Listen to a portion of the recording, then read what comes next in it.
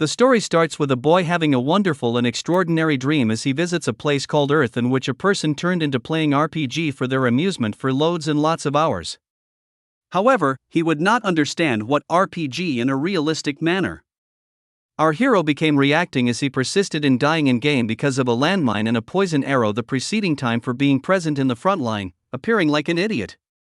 This passed off infinite instances as he couldn't even forestall explaining the approach as he died in the game for masses of variations, which would not even prevent getting mentioned. His pals couldn't help but marvel at how someone could face most of these one after the other. But our hero believed that it was the simplest feasible because it changed into a recreation wherein human beings are given an insane amount of freedom. Dungeon City Deep Darkness is the call of the game, and not only that, but also, the boy who dreamed about it is now an aspect character our hero was excited to save. The talk created around the character named Evan became so exciting that it led to people establishing fan clubs because the death scenes appealed to a niche group. Our hero was excited to keep Evan alive, considering he kept on losing his life just like in the game, while the real Evan watched him go insane seeing his own story played in a game. All of a sudden, Evan wakes up from his nightmare as the maids run to his bedroom, but he has a difficult time recognizing himself. It was revealed that our hero has transmigrated as Evan, however, he still has the memories of his previous life as they have merged into one. He turned into a 9-year-old kid living in the same place in the game he used to enjoy playing, Demon Warfare 3 Town. He was already worried about being the extra that always died a pitiful death his entire life, but he wasn't ready to accept his fate as he got ready to change it. The following morning, our hero wakes up to another nightmare, as he hears an evil voice calling to him while stabbing him with a sword, reminding him that his fate will always be death. Despite being relieved to realize it was just a dream, he guesses the cause is likely because he woke up with the memories of his past life. His current body may be 9 years old, but it is unfamiliarly weak to him considering the circumstances. Right now, he isn't the hero from Earth whom his friends would talk to, but he's Evan, who lives in a dungeon town and is destined to die a pitiful death just like in the game. Our protagonist tries to be optimistic in hopes that there might be some differences between the game and reality, but knowing the similarities is quite unsettling. He tries to calm himself down and consider a plan to escape his distress, given that he has the memories of a 20-year-old living as our hero. He quickly starts gathering and writing down all the information that he has from his old self. Since he has been playing the game since the first sequel in his childhood, the current world he is in right now is familiar to him, and the third game was released when he started college.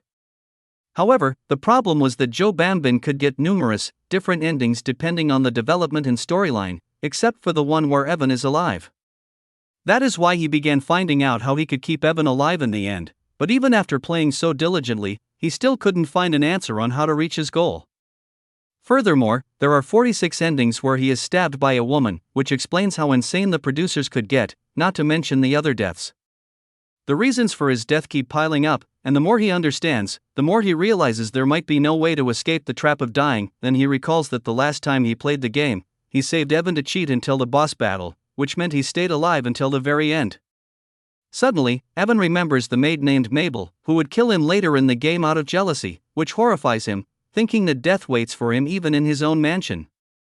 Even though he knew that he wasn't able to find a proper ending for Evan in his previous life, he plans on becoming an extra that won't die. The world of Demon Battle 3 is where legendary dungeons exist, and the lands are filled with fierce monsters. Knights hone their swordsmanship talents to address the dangers of the world, while magicians use their magic spells, making it feel like a world inside a game. In this kind of world, Evan is deeply concerned about how to prevent his own death. He starts thinking about ranks, mana, and warriors, which might even lead him to enter dungeons. While he is lost in his thoughts, Mabel reacts with shock, mentioning that her mother might be distressed if he wishes to enter the dungeons. She emphasizes that, as a noble, he is destined to enter dungeons, but for that, he will need to acquire training and become stronger. Although he cannot go now, Evan's plan to get a reaction out of Mabel proves that the people of this world might have a flaw in their understanding. Having spent 9 years of his life as Evan, he knows this world well and is determined to verify certain things through Mabel. He concludes that the people of this world believe one can only raise their levels by entering and conquering each stage of the dungeons, continuing to receive rewards from God. When the dungeons first appeared, humans were despised due to the rumors that floated around. However, when the treasures in growth came to light, perceptions changed within days, leading everyone to participate in the dungeon rushes, creating more chaos. Since nobles were given the responsibility to manage the dungeons, Evan considers himself quite lucky, as he is the successor of Marcus Solene, his father. In his previous life, while playing the game, he found some ways to grow stronger in demon warfare and planned to use them in his new life.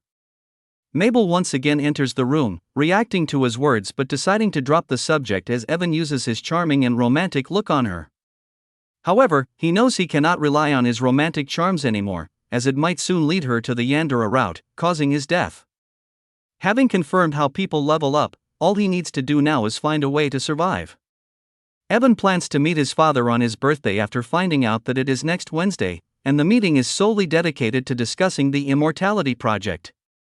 He desires Mirasol's necklace from his father, which is the first artifact that can be found in the Sheridan dungeon and was given to their family. Since it has been collecting dust and no one knows how to use it, Evan wants to use it to save his own life. However, there is a problem. An event that activates the artifact is considered one of the top 5 death scenes for Evan. Just as he tries to activate the necklace to imbue mana and cast a spell, hundreds of slimes attack him without any reason, leading to his death. He knows how to activate the spell but not how to stop it. The tragedy was so notorious that it made the front page of the Demon Conflict community channel. He also recalls the time when he played as the main character to save Evan and gained 1 XP from it, indicating that it was an entirely different level. In the game, XP is gained by repeating certain actions, such as killing monsters and completing quests. Now, he must find a way to leverage this knowledge to navigate his new life and avoid the numerous pitfalls that await him. The people of the demon warfare world may also have a few misconceptions about it. XP is the best way to level up one's life. Evan recalls that as a player, he was capable of observing his life level, which is different from the dungeon level because the increase is barely visible on the chart. The increase relies heavily on skill, but life levels have peculiarities, making the progression somehow endless. While he is busy thinking about leveling up, Mabel approaches him, informing him that Marcus is waiting for him and that he will be escorted by the head maid. On his way, he thinks of summoning vulnerable slimes using Mirasol's necklace's ability to summon a level 1 slime, meaning he could summon at least 100 of them. Even though the XP amount is nearly worthless, it meant he could slowly but steadily gather experience from a young age. Evan ultimately reaches his father's office, and he is called in almost immediately. Celine, his father, is concerned about his son's well-being, and all Evan wanted was the necklace to reach the next step. Knowing he is the beloved second son of Marcus, Evan decides to use his position to his advantage and asks for the necklace. His father quickly guesses what he is asking about, and when it doesn't work through simply asking, Evan uses a double-dose pleading tactic, making his father think that the heirloom has chosen its owner. Evan is quite happy to complete his first target and leaves his father's room with a smile. However, he isn't sure how he will test his level. After returning to his room, Evan begins chanting the same chant to get registered as the artifact's owner, the same chant that once led to his death. Upon starting to use the necklace, Evan feels the connection between himself and the necklace and is able to create a slime in the palm of his hand. The slime he created is the cutest one he has ever seen in his life, but despite its cuteness, it still attacks with acid poison damage. He decides to destroy the slime in his hands and continues to do so regularly. Despite the slime training seeming cute and easy, it still uses up quite a bit of mana, waiting to reach his body's limit. Knowing the consequences of overusing mana, he decides to keep his stamina and mana levels adequately above 30% and train. He becomes aware of the changes in his speed, indicating that his life level has increased. After thinking for a while about his progress, he realizes that his stamina is better than his magic, suggesting that the game developers might have misled him into choosing the wrong career. Evan plans a systematic daily schedule to improve himself, considering that his body needs to get stronger first. He decides to create a world-building book, recalling everything after playing the game countless times, to ensure his untimely death doesn't come, as already one red flag is hanging in front of him within the mansion. He makes a complete schedule focusing solely on training his body, combining knowledge from the game and real life to determine the future of his life. Meanwhile, Mabel is genuinely concerned as he constantly changes his behavior and stops contacting her while focusing on other things. Although the other servants still obey him as their master, some notice the changes in him, seeing that he has stopped pulling pranks and has become more mature in his exercise routines and overall demeanor. Mabel grows increasingly worried about his well-being. Suddenly, another butler comes into the kitchen with news of Evan lifting a heavy and large boulder, causing Mabel to worry even more about his mental state as she continues to cry for him. Evan is seen having tea and snacks with his lovely mother, Randine, who looks so young that she seems too young to be married. There was a rumor about her character. The picture designer ran away in the middle of her development. Their discussion leads to the topic of being a mage, but when Evan claims that he wants to chase his own dreams, his mother doesn't disagree at all and tries to be supportive, knowing his nobility lessons will finally start a year later. Evan couldn't help but wonder how he had forgotten about something crucial that will eventually lead to his death, despite having completed the game countless times. After returning home, he focuses on finding the individual suitable for his immortality project, remembering the Silent Knight, one of the strongest characters in Demon Warfare 3 and second only to the protagonist. Suddenly, he goes into the kitchen, hoping to go shopping with Mabel. She still couldn't figure out what he meant by his strange sentence in their previous meeting. When Mabel became curious about their trip to town for shopping, Evan explained that they were going to the slave market to buy someone. Although the town was filled with death and injured people due to the dungeon reversals, Evan couldn't resist going because the floating population of the town would make it riskier for him in the future to reach the Silent Knight. When Mabel expressed concern about him purchasing a slave, Evan explained that the state runs the slave markets, and despite the complaints from the slaves disappearing, some loopholes still exist, leading to continued abuse. During a rebellion between both parties, a stunning but cruel woman emerged, opposing the entire country and spilling blood wherever she wanted, earning her the name Blood Witch. Evan kept wondering where she might be, considering she is probably his age currently. When he reached the area to find the Silent Knight, Evan met the escort knight of the sheet, Marchdane, who was impressed by the young master's change. When the exhibit of the children began, Evan recognized the faces of the Silent Knight and the Blood Witch among them. Although they looked vulnerable in their current form, their demigod blood would allow them to evolve twice as fast in the dungeon, making up for it. Evan feels like he has won the lottery and ends up bringing both of them home without even explaining anything to the manager. Evan doesn't stop there, he also tells the manager about some children with extraordinary abilities and instructs him to inform him after finding more demigod prospects. Evan begins the conversation with them by asking for their names, and it is revealed that the Blood Witch is called Belio, while the Silent Knight is named Shine. While the introduction ends between them, the conversation hits an extraordinary degree while Shine asks approximately his motive to shop for faulty slaves like them. While Shine and Belio become too distressed about their health circumstances, Evan handles the scenario like a genius by announcing that they have the talent to develop stronger, even as he himself has the expertise to recognize their geniuses. Evan asked for 3 years from them to make him prove his point, and at that point, they will ought to concentrate on him as much as possible. However, if he fails to accomplish that, they have been welcome to depart him on their own accord at the same time as making him a promise that no person will ever be capable of disrespecting them ever again. The best obstacle for him to move ahead was to await their solutions, as they're the only ones who could make their identity genuine. Shine and Belua both entrusted their lives to Evan, as he gave them the hopes of guaranteeing that during 3 years they'll be thanking their dad and mom for giving birth to them. The complete chemistry between them fashioned so mesmerizingly that none of them ought to maintain their tears in front of Evan, or even Mabel herself began spilling tears. His knight, Serdane, asked Evan about his intentions regarding Shine and Belio. Evan explained as clearly as possible that they would be his own servants, following him later when he prepared for the dungeons.